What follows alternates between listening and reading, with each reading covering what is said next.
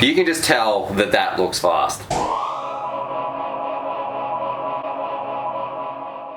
G'day, Stu from UAV Futures here, and today, well, we're going to be checking out this Devil. That's actually its name, D-E-V-E-L, so I think that's how you say it, Devil. But this is from Advent Quads. This is a 5-inch bind and fly racer. You can also get the frame as well. I'll link it down below. And I mean, just look at this thing. Anyone who's been racing around quads for a while knows this thing is going to be fast. It's got some top tier components on here, and I think this thing should absolutely rip. Now, what makes this special? Well, usually, if you want a racer this good, you have to go out, source the components, put it all together. You know, you're really choosing the best of the best. The guys over at Advent Quads, they've chosen a whole stack of good components. They build it up for you, and then they ship you out something like this, which is ready to fly and is going to absolutely rip. Now, what we're going to do in this part 1 video, we're going to stick it on the bench, break it down, have a look at all its components, what makes it so special, and then the part 2 video, we'll take it out, rip it around, and show you some flight footage, hit it with speed gun, Sally, and that sort of stuff. But I'm pretty excited. Let's stick it on the bench and get started. One other thing too, Advent Quads have sent me over a 3-inch frame to give away, so this is the Zero. I'll flash a picture on the screen as well, but definitely stay tuned because I'm going to tell you how you guys can win that. Alright, let's get on with this part 1 of the Devil. Alrighty, so here it is on the bench. Here's the bad boy 5-inch racer right here, and honestly, this thing is just screaming speed. I love how it looks. I mean, as well as the blue carbon and the color theme motors, everything we've got going on here, you can just tell by looking at this bad boy, it's going to absolutely slice through the air. Now, a bit of an overview. This is a 5-inch racer. I don't think it's designed to carry a GoPro. This thing's just designed for some flat out insanity speed, and because it comes as a bind and fly, it's just made so you can get some great stuff. It's all put together. It's for those pilots out there who don't want to build, but they want a premium racer. They want something a little bit better than, say, the Copus or some of those Fury Bees or anything like that. They don't want a cheap quad. They want something that's got some real top tier stuff in it, and it comes expertly built, and that's exactly what you're getting with this one right here. Now, what makes this thing so special? We're going to stick it on the scales and find out how much it weighs. So I want you to take your bets, and I guess it's not really a fair comparison, but we're going to weigh my Chameleon, and it does have a bit more stuff on here, so this Chameleon's been stood the test of time. That's coming in at 383 grams. What I want you to do, look, and that's a pretty heavy quad, you know. What I want you to do, think about this 5-inch racer. We're going to put this in. How much does your 5-inch racer weigh? And look how thin this stuff is in here. The components, super clean build. Put it on. 234 grams. That's with the props on, everything but the battery ready to rock and roll. That is ridiculously light for a 5-inch racer. Now, that weight though doesn't mean that it's going to be flimsy or whatsoever. It feels very, very stiff. I really like the stuff they've got in here, so that's what we should do now. Let's jump in, let's have a look at the components. Now, I guess on the outside we do have some A-band props, so they're not my favorite. They're just the ones that come with it, but I guess props aren't really a big deal because every pilot I know swaps them out. So what I'm going to do, I'm going to take these off, and then we can zoom in a little bit better and then have a look at the actual stuff that comes ready to rock and roll. So yeah, these props, probably like a 6 out of 10. Not as good as Cyclones in my opinion. Alrighty, so I guess the first major component we should talk about is the frame itself. So you can see something that makes this one a little bit interesting. It looks like your standard sort of super light or something like that, but it's made up of 4 individual arms, and I'm coming to the conclusion that that actually is a little bit stronger, can make some things very, very stiff, but one part that's a little bit different with this one, they don't actually interlock with each other. So traditionally, a lot of these frames where they come in, they sort of meet in the middle and use that stress to go back and forth. This one, I'm not so sure. So how's it going to hold up in crashes? I guess time will tell. One good part though, you can get a set of 4 extra arms for under 20 bucks. So I think that's pretty cool if you just want to add those to your order. So if you're a little bit worried about breaking your arms, definitely pick up some extra spares. Now the arms themselves, they're 4mm thick. This base plate right here, I guess the brace plate as we're going to call it,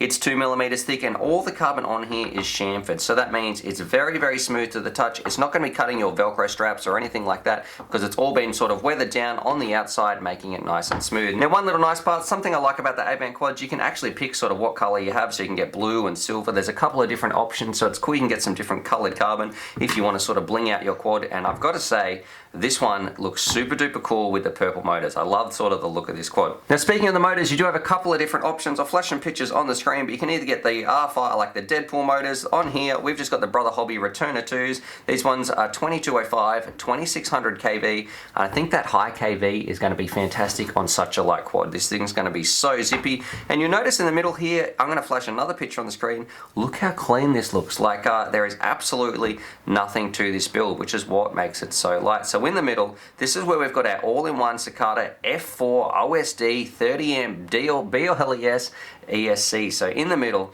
this is where most of the goods are. This is probably the most important piece of hardware on this quad, and that's what makes for this ultra clean build. So you can see this thing, it's super light because there's not much in the middle. Everything is getting, all this work is done by this middle board. Now, one problem with that, if you break that board, you're going to be out of luck. So what I would recommend, if you do get one of these, your XT60 on the back here, which is nicely soldered, and we'll talk about the solder quality in a minute, make sure you zip tie this down, because if you jettison a battery and it rips out and snaps that board, that's pretty much your whole quad gone. So you really need to be looking after that, and I do wish they'd come with that zip tied down already. Now, because this board is so powerful, you know, it's rocking Betaflight, it's got your OSD, it's got your 30 amp ESCs, everything is sort of taken care of, your PDB, everything's taken care of that board.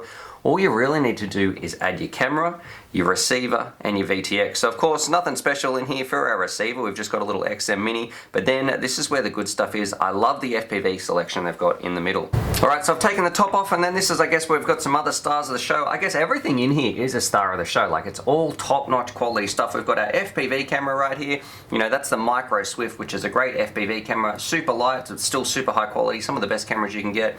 And then I really love that they've included this Matek VTX. Now, the reason I'm excited is just because I think these are fantastic VTX. I love, my favorite feature by far, look, they've got a good pigtail on the end, stuff like that, but this thing is just direct soldered. So no longer, I'll flash some pictures on the screen, no longer do we have those stupid little plugs that you have to worry about. You can just direct solder straight to the board, which is what I honestly want all our VTXs to go to. Anyway, the components, like, because it's got that board in there, it's super quick to sort of go through because there's not too much in this drone. It's crazy to see the technology just shrinking down, getting better and better. I'm super hyped about it, but let's put it back together and we'll have a quick little chat about the design. All right, so speaking of the design, I guess the interesting part here, it's designed to be an ultralight. So it's not just the frame, it's not just the PDB, it's everything coming together. You've got a super light quad that's packed with some amazing performance features in here. And I guess the one part of the frame that is a little bit interesting, it's gone with the 4 individual arms, which look, is a little bit heavier than one solid base plate, but I think it's going to be a lot stronger. And I've got to give a bit of credit over to the guys over there at Avant Quads, because they offer their arms super cheap. So if you can buy like 4 replacements for 20 bucks, that's fantastic. So yeah, I think the design feature of this thing, designed to be an ultralight quad, and they've done that in spades. This thing should absolutely rip around. Now, quality, this is where I've really got to give it to them. Like, I know this thing costs 385 bucks, and that is kind of getting up there with the pricey quads, but the quality of this thing, not only is it quality components and a quality frame that's chamfered really, really nicely, the way it's been put together looks so meticulous. Everything in here is so neat. Look, it could just be my one because they sent me, I guess, this one for a review, but everything in here is super neat. All the way the wires are raveled around, the soldering joints, look at that. I'm going to flash some pictures on the screen. Super shiny, so I've really got to give them a 10 out of 10 in terms of the quality. Things like the motor screws underneath and stuff, they're all Loctited in, super tight if you want to get those, so they're not going to be coming undone anytime soon. So this really looks like a quad that's been built by people who know exactly what they're doing and who love the hobby. Alrighty, so let's talk about the pros and cons. I feel like I've talked about the pros the whole way through because look, it's got, you know, straight off the bat, amazing quality, amazing components. You know, I really, really like this quad. Super light, it should be great at its job, but it does have some cons. So look, number one, it can't carry a GoPro, so that's not going to be for everybody. I really like carrying a GoPro, and this thing, look, it would probably smash it around still with a GoPro, but that's not what it's designed for. It's designed to be super fast, super agile, and adding a GoPro on there, I guess, might be a little bit blasphemous for a quad like this. That's probably not the right word, but it's not really what this quad's designed for. I do wish then there's some other little parts, like some better camera protection. You're still going to get this bad boy right here if you hit a flag or something like that.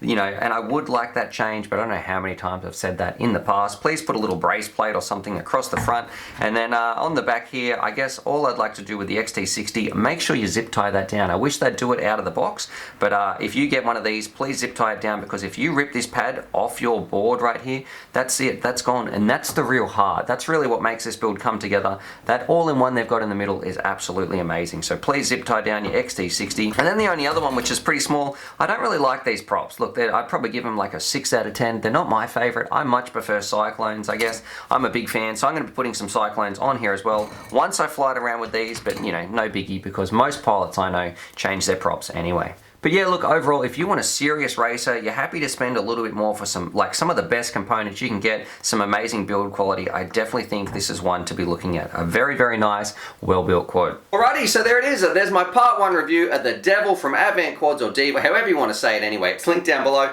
And overall, I think for the money, look, this thing is pretty expensive at about $385, and you can get some much cheaper options out there like the Fury Bees, or even something like the Copus, but I'm going to predict that this thing is going to beat the snot off them, because this is really a top tier racer. Like, this is the sort of stuff where pro pilots, they go out, they pick the best components and they put them into a quad, and that's exactly what Advant Quads has done. So if you want a premium racer and you want it built with really good quality, I think this is definitely a step in the right direction. It's got some great things on here. All the components are top notch, but it's not perfect. You know, there's some things that I'd like to change. I'm definitely going to be changing these props up. I'm going to put some Cyclones on here after I tried around with this one. I am going to be zip tying this little XT60 down, because it's a shame that doesn't come like that, because the last thing you want to do is rip off the pads off the back of the board, because that's such a nice all-in-one board in there. The FPV camera, look, we would like a little bit better protection. You know, it's not the worst I've seen, but I don't know how many times I can say that, because frame manufacturers don't seem to listen.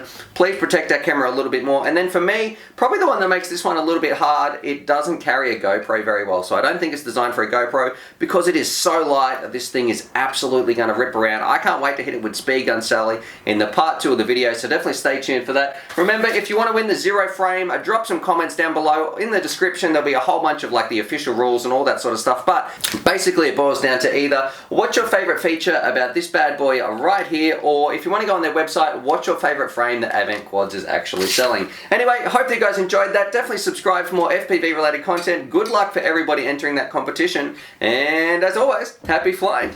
Alrighty, so hopefully you guys enjoyed that video. Definitely subscribe if you're new to the channel and check out these videos. And I'm also going to leave a little link here to my Patreon page, because I've got some fantastic Patreon supporters and I like to give back to them as well. So if you want to join the UAV Futures family, there's things like bonus Velcro straps, little bundles of FPV goodies and things like that that also get sent out.